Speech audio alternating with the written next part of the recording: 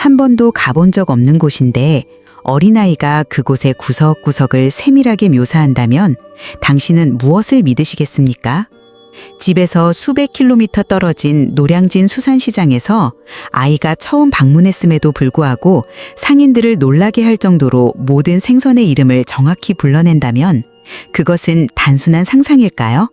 아니면 전생에서 가져온 기억의 파편일까요? 오늘의 여정에 오신 것을 환영합니다. 우리는 이제 누구도 예상치 못한 기억의 문을 열어보려 합니다. 이야기는 노량진 수산시장에 처음 간 한 소녀에게서 시작됩니다. 그녀는 눈앞의 물고기를 하나하나 정확히 지칭했고 놀란 상인들은 서로를 바라보며 입을 다물지 못했습니다. 이 사건을 단초로 삼아 우리는 어린아이들이 결코 가본 적 없는 장소를 마치 알고 있는 듯 묘사하는 현상에 대해 살펴볼 것입니다. 그리고 더 큰 질문을 던집니다.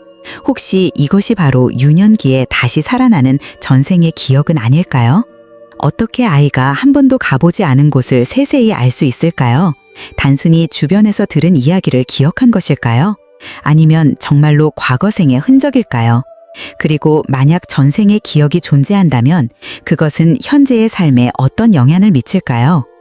세계적인 연구자 이언 스티븐스는 수백 건의 유사 사례를 기록했습니다. 대표적인 사례로 인도에서 한 소녀는 태어나서 한 번도 마을을 떠난 적이 없었음에도 약 50km 떨어진 마을의 길, 집, 심지어 전생의 가족까지 정확히 묘사했습니다. 확인 결과 그의 묘사는 놀라울 만큼 사실과 일치했습니다. 부모들은 경악과 두려움이 뒤섞인 시선으로 아이를 바라봅니다. 혹시 아이가 특이하다는 낙인이 찍히지 않을까 두려워하면서도 너무도 생생하고 구체적인 묘사 앞에서는 고개를 저을 수밖에 없습니다. 단순한 우연이라고 치부하기엔 그 정밀함이 설명하기 어렵기 때문입니다. 심리학자들은 아이들이 책, TV 혹은 어른들의 대화를 무의식적으로 흡수했을 가능성을 제시합니다. 하지만 정말로 모든 세부사항이 우연히 일치할 수 있을까요? 아이들의 풍부한 상상력이 설명해 줄 수 없는 부분은 어디까지일까요? 혹시 이것은 뇌에 혼동된 기억이 아니라 어느 순간 열려버린 또 다른 차원의 기억일까요? 전생의 기억은 마치 땅속 깊이 묻힌 씨앗과 같습니다. 특정한 이미지, 소리 혹은 감각이 불씨가 되어 언제든 다시 싹을 틔울 수 있습니다. 사막을 헤매다 우연히 옛 우물을 발견한 나그네처럼 그 기억은 얽매기 위해 돌아오는 것이 아니라 너는 이미 이 길을 걸었고 그 안에 배움이 있다라는 메시지를 전하려 오는 것일지도 모릅니다. 온라인 커뮤니티에서도 부모들은 자녀의 특별한 경험을 공유합니다. 누구에게도 배우지 않은 악기를 능숙하게 연주하거나 집안에선 가르친 적 없는 외국어 단어를 불쑥 말하는 아이들의 이야기입니다. 티베트 불교에서는 아이들이 꾼 꿈이나 생소한 기억을 소중히 여겨 환생한 라마를 찾는 단서로 삼습니다. 베트남 문화에서도 아이의 특이한 언행을 전생의 인연으로 해석하며 앞으로의 길을 암시하는 표식으로 여깁니다. 만약 당신의 아이가 태어나기 전에 세상을 떠난 친척을 정확히 기억한다면 당신은 믿으시겠습니까? 아니면 다른 설명을 찾아 헤맬까요? 그리고 그 기억이 아이를 어떤 장소로 이끌 때 당신은 아이의 발걸음을 허락하시겠습니까? 불교에서는 전생의 기억을 업식이라 설명합니다. 그것은 여러 생을 이어가는 의식의 흔적이며 특별한 인연과 조건이 맞을 때 현재의 마음에 드러납니다. 이를 이해하는 순간 우리는 각 생이 끊어져 있지 않다는 사실, 보이지 않는 인연의 끈으로 이어져 있다는 진리를 조금 더 가까이 느낄 수 있습니다. 그리고 바로 그때 노량진 수산시장에서의 이야기가 펼쳐집니다. 이것은 전생의 기억이라는 수수께끼를 생생하게 보여주는 한 장면이었습니다. 가을 아침, 노량진 수산시장은 늘 그렇듯 북적이고 소란스러웠습니다. 상인들의 외침, 양동이 속에서 튀어오르는 생선 소리, 바닷내음과 기름 냄새가 뒤섞이며 공기를 채웠습니다. 천막 사이로 스며든 옅은 햇살이 물방울에 반사되어 반짝였고 그 속으로 한 가족이 들어섰습니다. 아버지, 어머니, 그리고 5살쯤 되어 보이는 소녀 민지. 낯선 풍경 앞에서 두 눈은 호기심과 두려움으로 커다랗게 흔들렸습니다. 민지는 서울에서 300km나 떨어진 산골 마을에서 태어났습니다. 그곳에는 바다도 큰 어시장도 없었고 오직 작은 시냇물과 계단식 논만 있었습니다. 그러나 시장에 들어서자마자 민지는 어머니의 손을 끌더니 커다란 고등어를 가리키며 남해 지방 방언으로 정확히 이름을 불렀습니다. 그 발음이 너무도 자연스러워 상인은 순간 말을 잃었습니다. 주변 상인들이 몰려들자 민지는 가오리, 전어, 방어를 차례로 가리키며 신선한 생선을 고르는 법, 소금에 절여 햇볕에 말리는 방법까지 또렷하게 설명했습니다. 그 속에는 부모조차 들어본 적 없는 옛 표현이 섞여 있었습니다. 어머니의 얼굴은 자랑스러움과 두려움이 동시에 스쳤고 군중의 웅성거림은 점점 커져만 갔습니다. 어머니가 떨리는 목소리로 물었습니다. 누가 가르쳐줬니? 민지는 고개를 갸웃하며 마치 어제 일을 말하듯 대답했습니다. 나 외할머니랑 이 시장에 자주 왔어. 저기 저 자리 박아저씨 가게잖아. 그러나 외할머니는 민지가 태어나기도 전에 이미 세상을 떠났고 서울에 사는 박이라는 상인과는 일면식도 없었습니다. 잠시 후 민지는 작은 조개를 집어 귀에 대고 속삭였습니다. 우리 집에서 듣던 파도 소리 같아.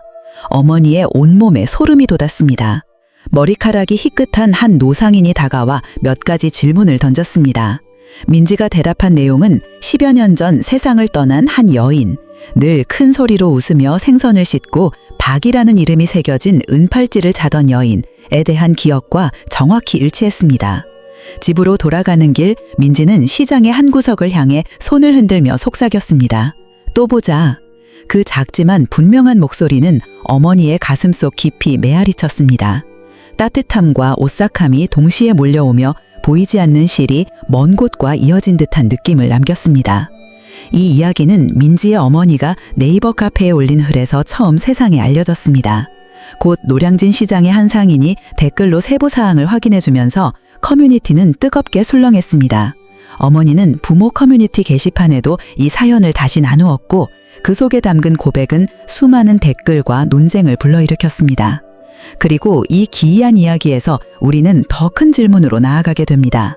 어린 시절에 전생의 기억이 되살아날 때 과연 무슨 일이 일어나는 걸까요? 그것은 선물일까요? 짐일까요? 아니면 영적 성장을 향한 문일까요? 아이들이 그 기억을 따라가도록 격려해야 할까요? 아니면 평범하게 살도록 잊게 도와야 할까요? 브라이언 와이스의 저서 Many Lives, Many Masters에는 미국의 한 소녀가 이유도 모른 채 물을 두려워한 사례가 기록되어 있습니다. 최면 회기를 통해 그녀는 유럽의 항구에서 익사했던 전생의 장면을 묘사했고 배의 종류와 부두까지 정확히 설명했습니다. 그리고 놀랍게도 그 기억을 말한 후부터 물에 대한 두려움은 사라지고 수영을 즐기게 되었습니다. 부모는 종종 아이를 세상의 시선으로부터 지켜주고 싶은 마음과 그 속에 숨겨진 신비를 탐구하고 싶은 마음 사이에서 갈등합니다. 사회가 받아들이지 못할까 두려우면서도 동시에 그 기억이 아이를 더 깊이 이해할 기회가 될 수 있다고 느끼는 것이지요. 과학자들은 묻습니다. 이것은 단순히 상상력이 이끌어낸 산물일까? 아니면 무의식에 축적된 정보의 결과일까? 하지만 만약 그렇다면 왜 오랫동안 존재하던 두려움이 과거 기억을 떠올리고 설명하는 것만으로 사라질 수 있을까요? 전생의 기억은 먼지 쌓인 오래된 거울과 같습니다. 현재의 경험 하나하나가 바람처럼 스쳐 지나가며 그 먼지를 털어내면 그 안의 모습이 드러납니다. 우리는 그 거울을 통해 여정을 이해할 수도 있고 아니면 외면한 채 그대로 잠들게 둘 수도 있습니다. 옛날 강가에 앉아있던 한 노스승은 흐르는 강물을 바라보며 기억은 강물과 같다. 붙잡으려 하면 흘러가고 내버려 두면 스스로 의미를 드러낸다 라고 말했습니다. 국제적인 포럼에서도 많은 어른들이 어린 시절의 전생 기억이 어떻게 자신의 성격, 직업, 관계를 형성했는지 고백합니다. 캐나다의 한 여성은 6살 무렵 자신이 베네치아에 살았다고 주장하며 한 번도 본 적 없는 수로와 다리, 광장의 지도를 그렸습니다. 수십 년 뒤 유학으로 유럽에 갔을 때 그녀는 그 기억 속의 집 앞에 서서 눈물을 흘렸습니다. 창문 색깔, 아침 종소리, 모든 것이 일치했기 때문입니다. 인도에서는 아이가 전생을 기억하는 현상을 미처 풀지 못한 어변의 신호라 여기며 종종 종교적 의식을 통해 화해와 해소를 시도합니다. 반면 서구에서는 심리치료의 관점에서 접근하는 경우가 많습니다. 만약 어느 날 자녀가 옛집을 또렷이 기억하며 돌아가고 싶다고 한다면 당신은 어떻게 하시겠습니까? 아이와 함께 그곳을 확인하러 갈까요? 아니면 두려움 때문에 외면하고 아이가 보통처럼 살도록 도와주실 건가요? 불교는 전생의 기억을 업의 거울로 설명합니다. 그것을 받아들이는 마음가짐이 평온하다면 집착을 풀고 현재를 충만하게 살아가는 길이 열립니다. 기억은 어제의 일이던 100년 전의 일이던 모두 마음의 퍼즐 조각입니다. 그것들은 우리를 붙잡으려 오는 것이 아니라 각 여정이 의미 있었음을 알려주기 위해 찾아옵니다. 오늘 우리가 함께 걸어온 두 가지 이야기, 노량흰 시장의 민지와 어린 시절에 되살아난 전생의 기억. 이 모두는 기억이 단순히 뇌에만 존재하지 않음을 보여줍니다. 기억은 영혼에 보이지 않는 실처럼 얽혀 놀라움과 감동, 때로는 혼란을 안겨주지만 결국 하나의 메시지를 전합니다. 삶은 이어지고 우리는 귀 기울일 때 비로소 깊은 가치를 만난다. 오늘 이야기가 마음 깊은 곳을 울렸다면 댓글로 나누어 주세요. 당신의 이야기가 누군가에게 큰 위로가 될 수 있습니다. 구독과 알림 설정도 잊지 마세요. 다음에 이어질 영혼의 여정을 놓치지 않도록 함께 해주셔서 감사합니다. 오늘 하루도 마음의 빛이 가득하기를 바랍니다. 다음 편에서 만나요. 곧 5분간 몸을 떠난 영혼, 응급실에서 들려온 충격적인 고백.